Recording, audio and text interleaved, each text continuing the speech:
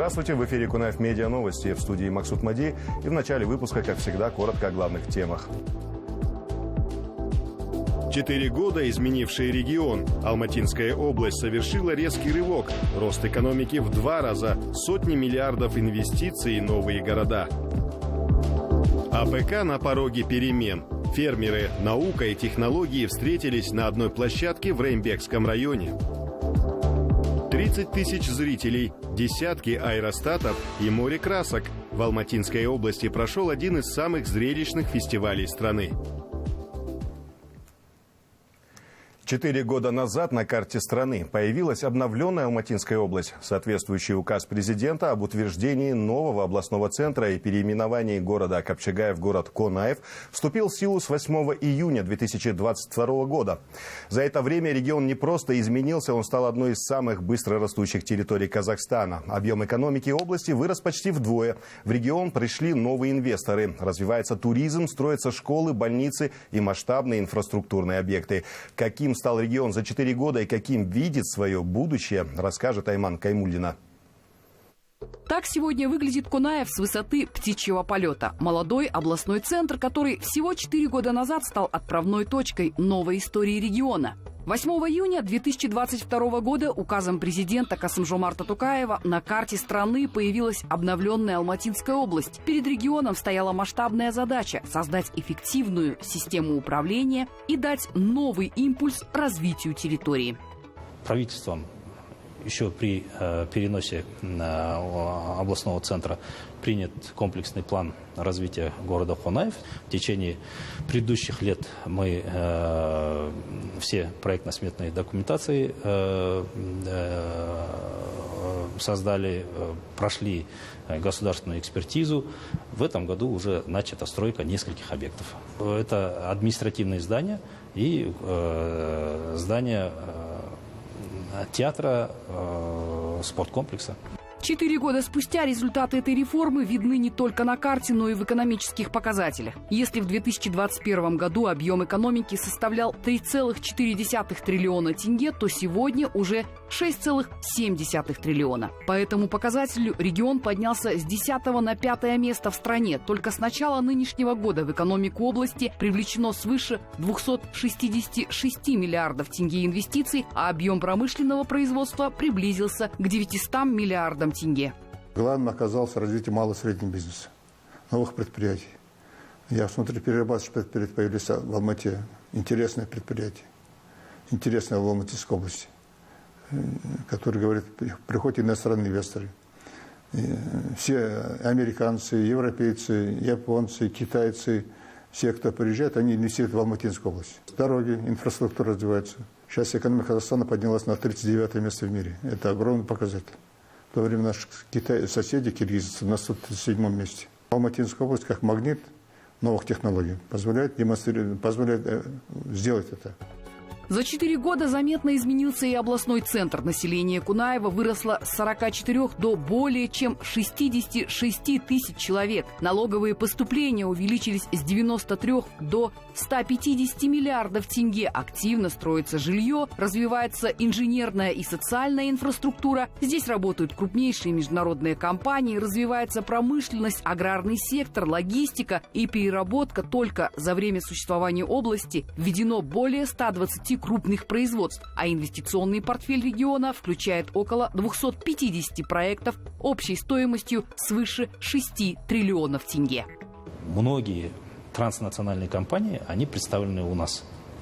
Вот, к примеру, Coca-Cola, Pepsi-Cola, Philip Morris, GTI, KTNG. Сейчас вот достраивается Марс, вернее, PepsiCo, это чипсы Лейс. Начнется строительство завода Марс. Ну и вот Marevен Food, очень много транснациональных компаний. Также есть несколько инновационных компаний, которые уже применяют роботизированное производство, также применяют в производстве искусственный интеллект. Большое внимание уделяется и социальной сфере. Сейчас в регионе одновременно строится более 100 социальных объектов. Среди них 51 медицинское учреждение, 48 школ, 9 домов культуры и 7 спортивных комплексов. Уверенно развивается и туристическая отрасль. В прошлом году Алматинскую область посетили более 2,5 миллионов туристов. Отдельная ставка сделана на город Алатау, который уже называют новой точкой экономического роста страны. По итогам прошлого года объем инвестиций здесь составил 115 миллиардов 800 миллионов тенге. В инвестиционный портфель города вошли более 40 проектов общей стоимостью свыше 1 триллиона тенге. Уже начато строительство 2 пирамидальных небоскребов, которые похожи на кадр из фантастического фильма. Комплекс Алатау Айконик комплекс и Гетвей Дистрикт станут архитектурным сердцем города будущего. Общая площадь комплекса составит почти 277 тысяч квадратных метров.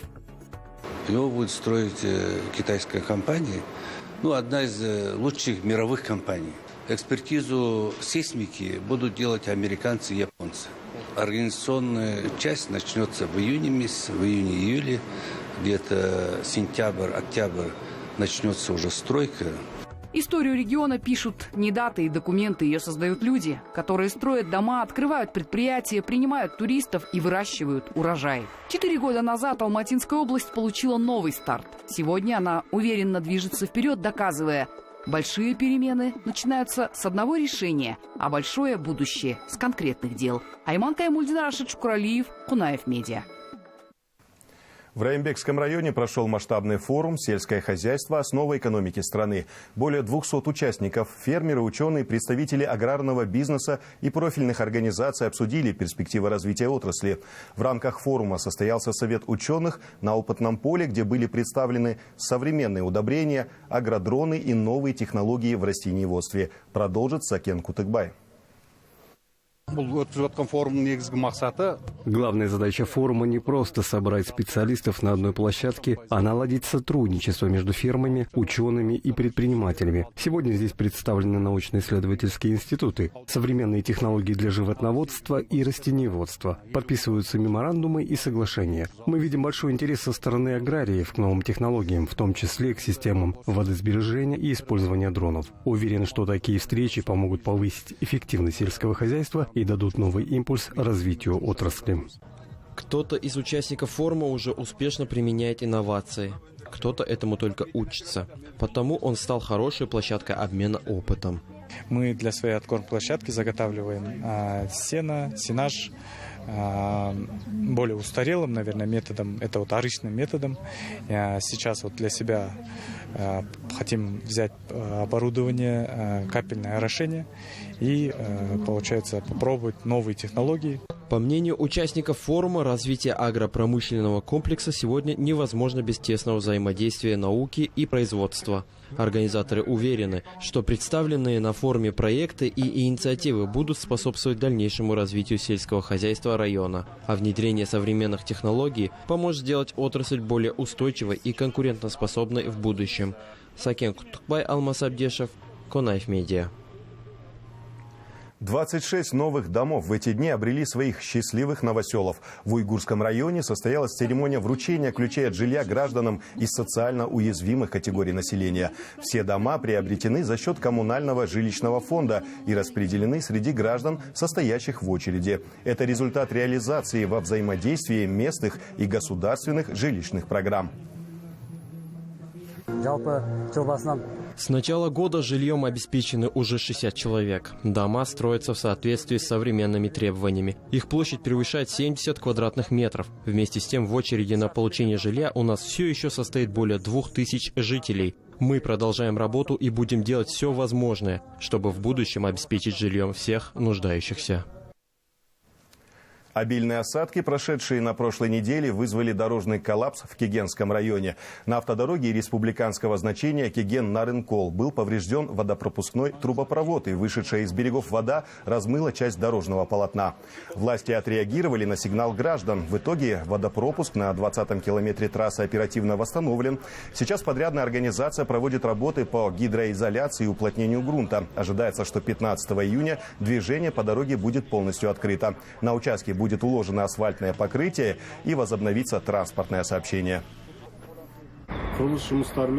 Параллельно со строительными работами велись проектные работы. В ходе ремонта вместо старой водопропускной трубы диаметром 1,5 метра была установлена новая труба с большей пропускной способностью, высотой и шириной около 2 метров. Также было восстановлено земляное полотно.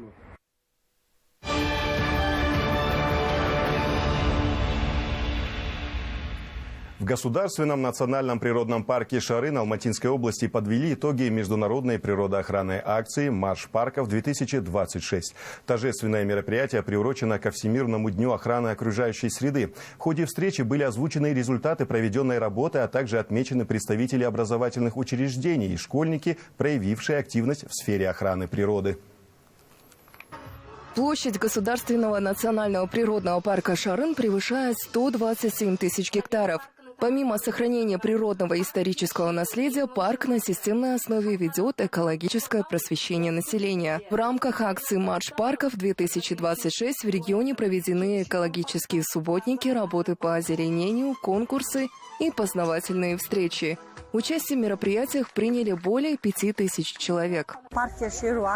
Акция «Марш парков» берет свое начало в Соединенных Штатах Америки с 1990 года. В Казахстане она проводится с 1995 года. С 2024 года мероприятия реализуются в рамках совместного плана с республиканской программой «Таза Казахстан». В этом году нами было запланировано 25 мероприятий, и все они успешно выполнены. Сегодня мы подводим итоги и награждаем школы, учащихся и педагогов, которые активно участвовали в природоохранной работе.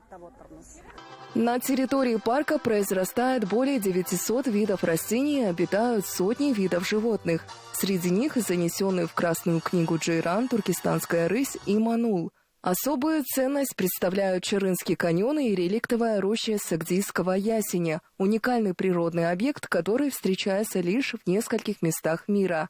В последние годы в национальном парке уделяется особое внимание развитию экологического туризма. Обновляются туристические маршруты, открыт современный визит-центр, создаются комфортные условия для посетителей. В рамках акции «Марш парков» я получил большую награду, за что очень благодарен. Сотрудники национального парка регулярно проводят в нашей школе различные мероприятия, которые помогают воспитывать любовь и бережное отношение к природе. Хочу поблагодарить коллектив парка Чарын и призвать всех активно участвовать в защите окружающей среды. По словам специалистов, главная цель экологической акции – повышение ответственности общества за сохранение окружающей среды и формирование экологической культуры у подрастающего поколения. В свою очередь, коллектив национального парка намерен и дальше последовательно работать над сохранением биоразнообразия, охраной природных комплексов и развитием экологического туризма. Жадра Жалдбаева, Айдар Кисабаев, Кунаев Медиа. В Талгарском районе состоялся областной слет юных инспекторов движения. Это традиционное мероприятие проводится уже 19 лет подряд. Состоящие в отрядах юные инспекторы не только сами изучают правила дорожного движения, но и становятся их популяризаторами среди сверстников и младших школьников. В рамках мероприятия прошли различные конкурсы и соревнования. Особый интерес у участников вызвал практический этап, где автомобили были заменены велосипедами. Школьники продемонстрировали и свои знания правил дорожного движения, выполняя задания и проходя маршрут с соблюдением всех требований безопасности. Подобные мероприятия способствуют формированию у детей культуры безопасного поведения на дорогах и помогают воспитывать ответственных участников дорожного движения, а также показать свой уровень на международных соревнованиях. Я участница слета ЮИД-2024, проходившего в Кыргызстане. Международный слет был. Мы заняли первое место, командное. Было очень приятно, было очень весело, было очень интересно. Безопасное колесо вообще посвящено для молодежи, чтобы они знали о ПДД, чтобы они учили правила дорожного движения, чтобы было меньше происшествий на дорогах, чтобы защитить детей. Событие, которое собрало 30 тысяч туристов в одном месте. В первые выходные июня небо над предгорьями Заилийского Алатау стало гигантским полотном, на котором одновременно появились десятки ярких аэростатов. 29 воздушных шаров из Казахстана, Германии, Кыргызстана, Монголии, России и Узбекистана приняли участие в третьем международном фестивале «Казахстан International Balloon Festival». Из разных стран приехали не только участники, но и гости. В день открытия, несмотря на моросящий дождь перед рассветом, гости занимали лучшие точки обзора. Во время идеальной утренней прохлады около 7 утра аэростаты начали подниматься в свой первый полет, окрашивая небо всеми оттенками лета. Сам фестиваль – это труд огромного количества людей. Только на площадке работало более 700 человек, среди которых сотрудники скорой помощи, служб безопасности и сферы услуг. Я был здесь в 23-м году, участвовал тоже на фестивале. Казахстан мне нравится, тем более вот Кастане здесь, я здесь обучался. Здесь идеальная погода, хорошая погода.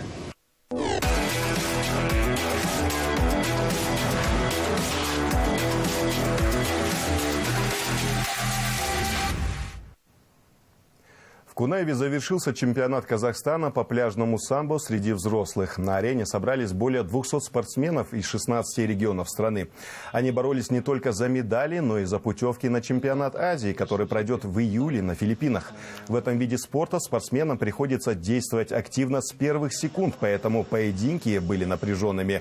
Особенно высокой была конкуренция среди девушек. В соревнованиях приняли участие более 70 спортсменок. По итогам турнира первое место в общекомандном зачете заняла сборная Алматинской области. Вторыми стали спортсмены из Карагандинской области, а третье разделили команды из Алматы и Астаны. Теперь казахстанским самбистам предстоит выступить на международной арене. Действительно, это оргкомитету мы благодарим, то, что они проводят такое соревнование на таком масштабе. Всем спасибо. Я хочу, чтобы наши на чемпионат Азии, на чемпионат мира, чтобы стали чемпионами. В 2024 году провели в городе в Астане чемпионат мира. И команда наша заняла, сборная национальной команды заняла 90 стран, второе место. Начиналась с дзюдо, потом перешла в самбо, спортивное самбо, и параллельно боролась по пляжному самбо. И на данный момент я являюсь действующей чемпионкой мира. В Казахстане пляжное самбо развивается достаточно хорошо, потому что если посмотреть, то с каждым годом все больше и больше участников приходит. И посмотрите, сколько девочек приехало в этом году. Я думаю, что это большое достижение. Это все новости к этому часу. Подписывайтесь на наши социальные сети, оставляйте там свои вопросы и комментарии. А я с вами прощаюсь. До свидания.